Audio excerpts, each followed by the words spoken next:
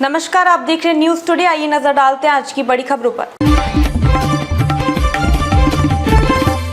स्वाति मालीवाल से अभद्रता के मामले में बसपा प्रमुख मायावती ने कहा कि महिलाओं की सुरक्षा, सम्मान और उत्पीड़न पर दोहरा मापदंड नहीं अपनाना चाहिए। उन्होंने कहा कि स्वाति मालीवाल के साथ अभद्रता के मामले में दोषी पर अब तक कार्रवाई नहीं होना गलत है। ऐसे में राज्यसभा के सभापति और महिला आयोग को भी इस घटना का संज्ञान लेना चाहिए।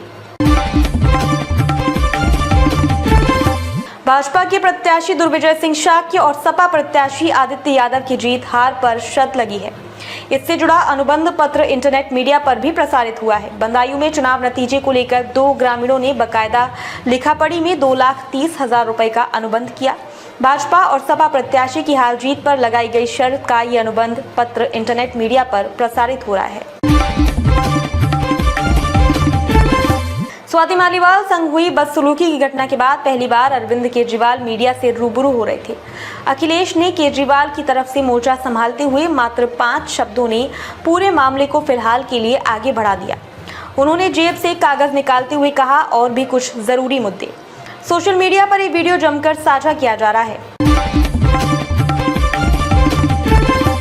भारतीय जनता पार्टी की प्रत्याशी मेनका गांधी ने चुनाव में जातिवाद के मुद्दे से लेकर विकास और किसानों के मुद्दे तक कई बातों पर खुलकर अपनी राय रखी। मेनका गांधी ने स्पष्ट किया कि विकास मुख्य मुद्दा है, अब योजनाओं में कोई भेदभाव नहीं है।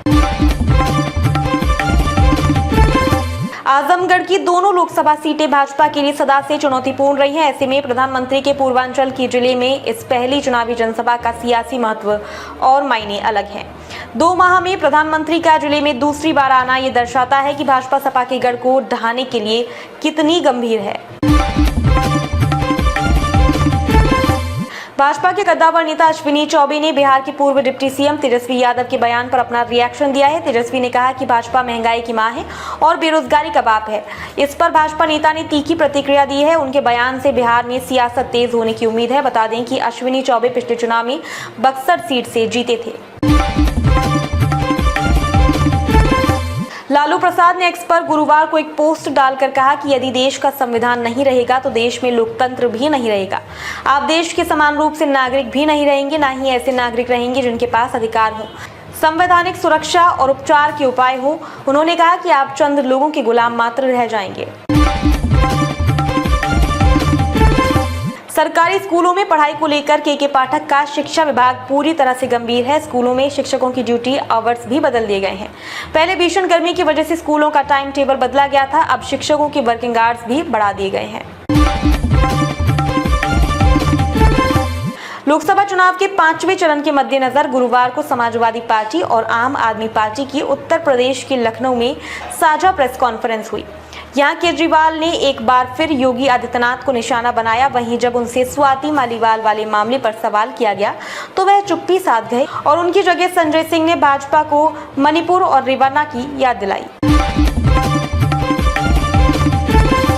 राष्ट्रीय राजधानी के इंदिरा गांधी हवाई अड्डे पर दिल्ली वडोदरा एयर इंडिया की फ्लाइट में उस समय अफरा तफरी मच गई जब फ्लाइट के शौचालय में एक टिश्यू पेपर देखा गया जिस पर बम शब्द लिखा था। इस नोट के मिलने पर एयरपोर्ट अधिकारियों ने सुरक्षा प्रोटोकॉल का पालन करते हुए गहन निरीक्षण किया, लेकिन फ्लाइट से कोई भी संदिग्ध वस्तु नहीं मिली।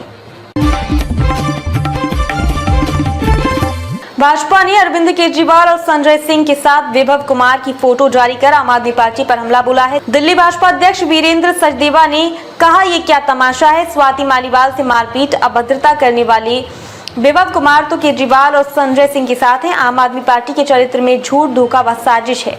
ये फोटो कल रात लखनऊ की है।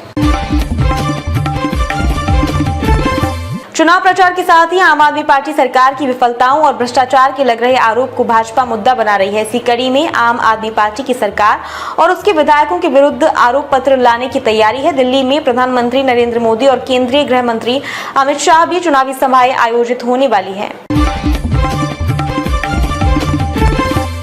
पंजाब में अकाली दल को बड़ा झटका लगा है। रवि करण कहलो ने अकाली दल का हाथ छोड़ भाजपा से हाथ मिला लिया। वहीं कहलो ने शियद अध्यक्ष सुखबीर बादल पर भी गंभीर आरोप लगाए हैं।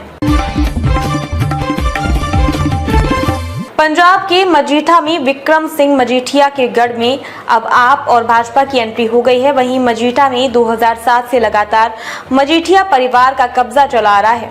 विधानसभा चुनाव 2022 में आम आदमी पार्टी की आंधी के बावजूद ये हल्का अकाल दल के खाते में ही गया। विधानसभा चुनाव 2022 के बाद हल्के में नए समीकरण बने। चारधाम यात्रा में इस वर्ष पिछले वर्ष से दोगुनी संख्या में श्रद्धालु पहुंच रहे हैं, लेकिन अब श्रद्धालु परिसर के 200 मीटर के दायरे में मोबाइल फोन का इस्तेमाल नहीं कर सकेंगे। उत्तराखंड के मुख्य सचिव राधा रतूड़ी ने ये जानकारी दी। उन्होंने कहा कि अभी तक कोई भगदड़ नहीं मची है।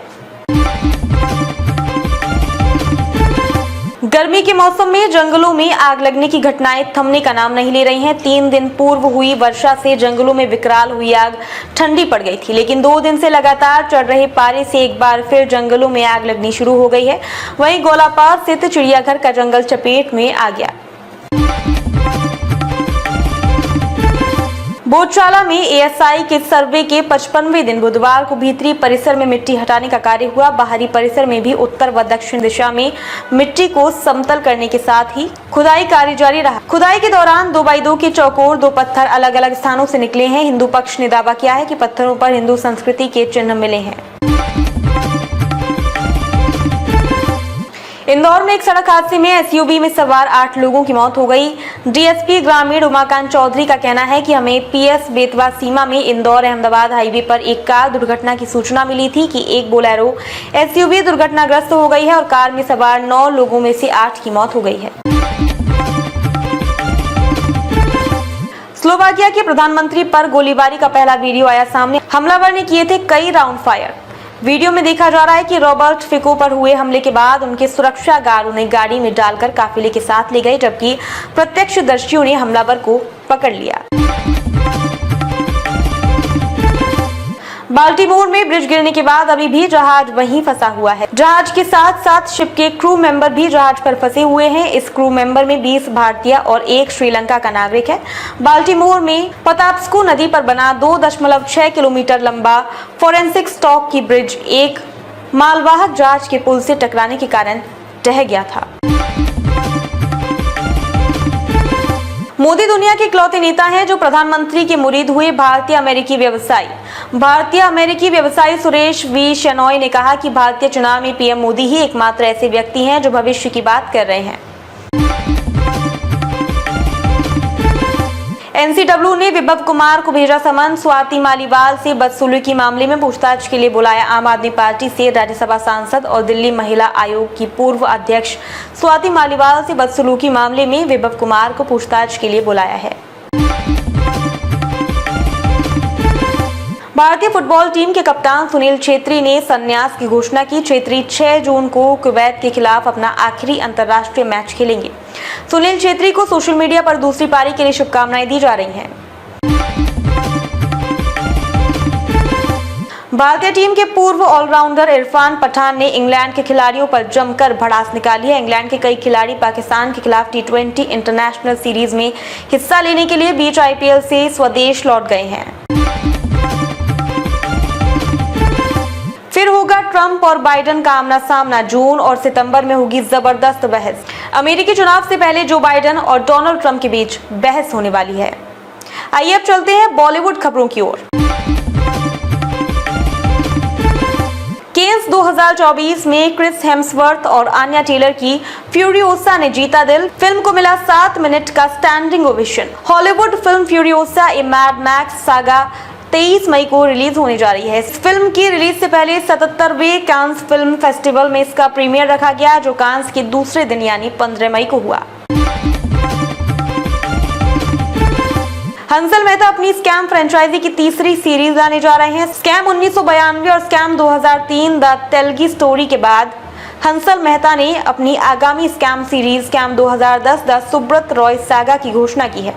तीसरे पार्ट की पहली झलक भी सामने आ गई है। इस बार हंसल मेहता 25,000 करोड़ के घोटाले से पर्दा उठाएंगे।